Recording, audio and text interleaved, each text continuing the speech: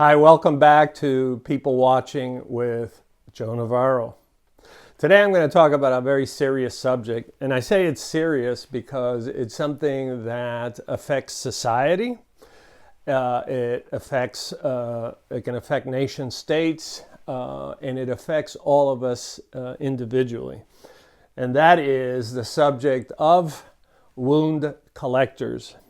Now, wound collectors was a term that goes way back to 1984. I was asked to teach the first intelligence analysis course in the FBI.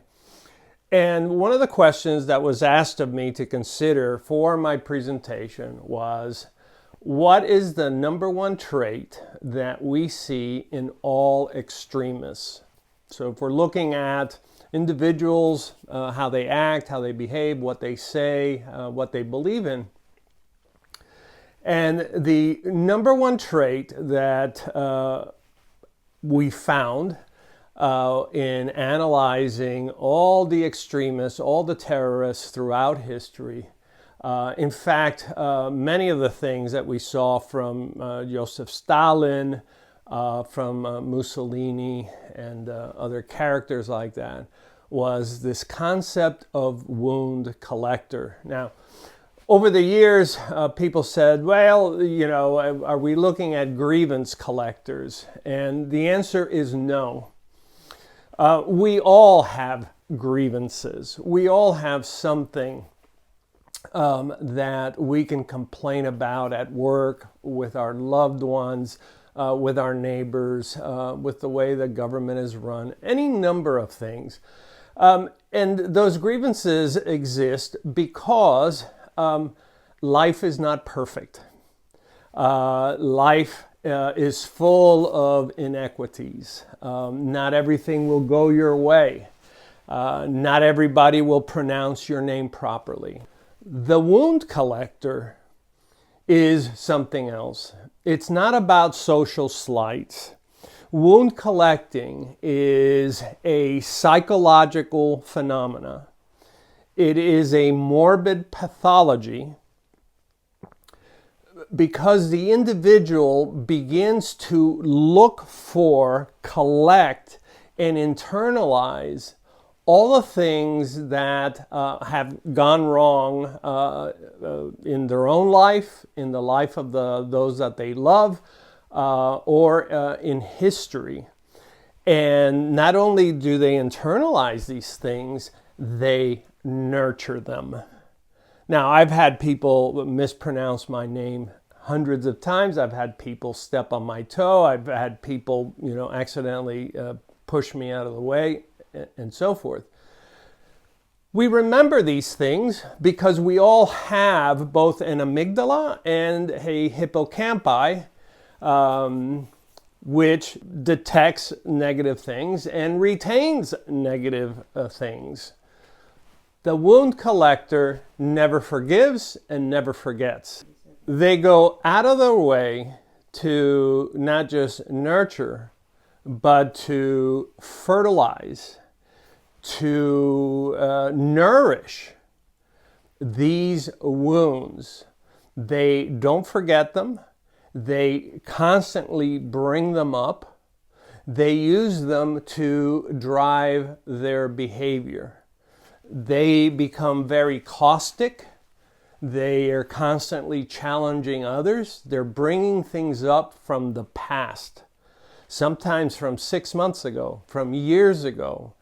And they bring it up with such vivid vitality as though it just happened the day before, that it is frightening sometimes at how much of this wound collecting, because it's actually a psychological wound. It's not just that there was something that went wrong.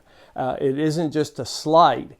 It becomes for them a psychological wound that now they use to try to correct the world around them, which is imperfect anyway, to antagonize others, to remind others of their failings, their lack of perfection, They use it to lash out, to gain attention, and they use these behaviors in such a way that at best it antagonizes others, and at worst it is antisocial or actually criminal behavior. When you have someone who is constantly collecting, nurturing, harboring, protecting, and allowing these wounds, psychological wounds, to percolate to the surface, their effect is caustic. It's caustic to everyone around them. People get annoyed. People will say, can't you just let that go? That happened so long ago. They don't accept apologies. They refuse, in fact, to accept apologies. They refuse to accept that these slights, inconveniences, and other things that may have happened accidentally, that there was no intent. And it's because they won't let go that they then become what is known as metastable. And that is that anything can now trigger them.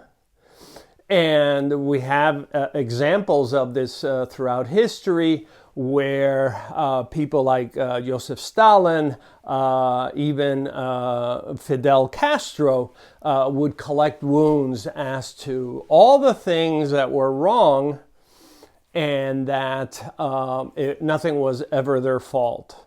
And by cataloging and nurturing these events, some historical, some that may have personally happened to them, they used it to justify their behavior, which was always malevolent.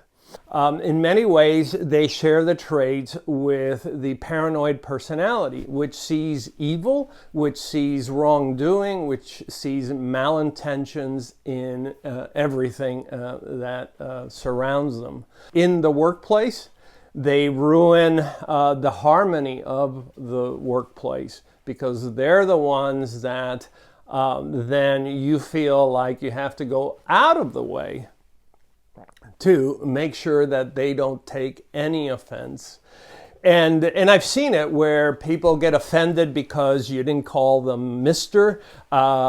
They get offended because you called them Miss.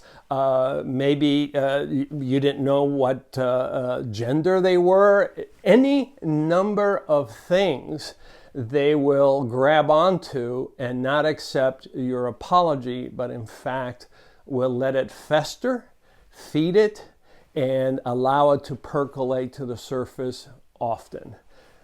We say that it is a morbid pathology because the end result is disharmony.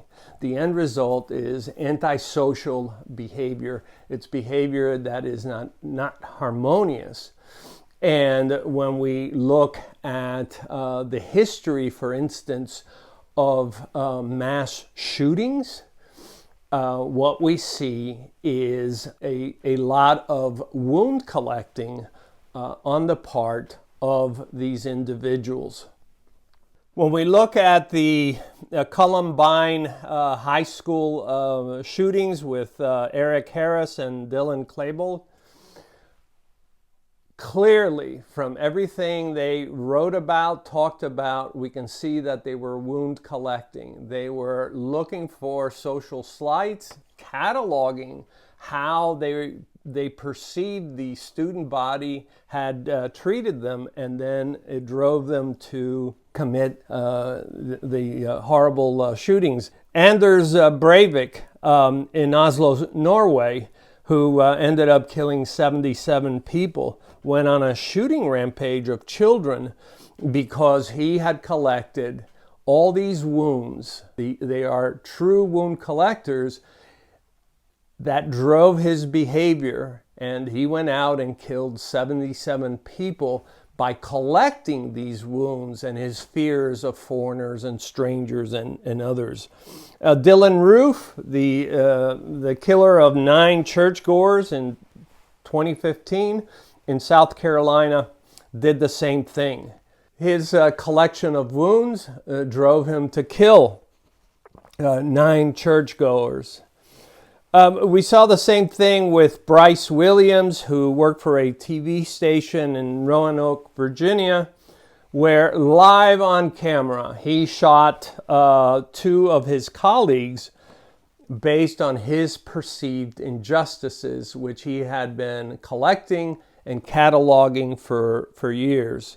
And of course, there is Ted Kaczynski, who collected wounds on what technology and the Industrial Revolution had done to the planet and to human beings. And this drove his behavior to kill through bombings. And then Osama bin Laden, who justified his actions on 9/11 by collecting the wounds of what the West had done to the Muslim world, going back to the first Crusades in the 1100s. And so these people have no time limit on how far back they'll collect these wounds. They internalize them, they nurture them, and they use it to justify their behavior. This is important for us because one of the things we're seeing in this country and around the world is we're seeing more of this morbid behavior of collecting wounds, of seeking to have a perfect world where none exists, and expecting to be treated special or different.